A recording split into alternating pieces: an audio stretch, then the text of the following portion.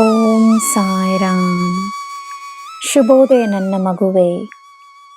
ಇಂದಿನ ಹೊಸ ಪ್ರಾರಂಭಕ್ಕೆ ನಿನಗೆ ನನ್ನ ಆಶೀರ್ವಾದವಿದೆ. ಆದದ್ದನ್ನು ಮರೆತು ಉತ್ತಮವಾದ ಭವಿಷ್ಯವನ್ನು ನೋಡಲು ನಿನ್ನಿಂದ ಸಾಧ್ಯ, ನಿನ್ನಿಂದ ಮಾತ್ರವೇ ಸಾಧ್ಯ.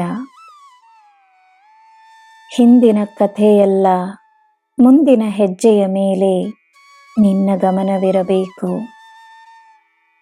ನೀನು ತನಗೆ ಹೇಳಿಕೊಂಡು ಬರುತ್ತಿರುವ ಕಥೆಯನ್ನು ಬದಲಾಯಿಸಿ ನೀನು ಶಕ್ತಿಶಾಲಿ ಎಂದು ತಿಳಿದು ನಿನ್ನ ಉತ್ತಮವಾದ ಜೀವನವನ್ನು ನೀನೇ ರಚಿಸು. ನಿನಗೆ ನಾನಿದ್ದೇನೆ. ನಿನ್ನ ದಿನ ಶುಭವಾಗಿರಲಿ. ಸರ್ವಂ ಸಾಯಿಮಯಂ. ಜೈ ಸಾಯಿರಾಮ್.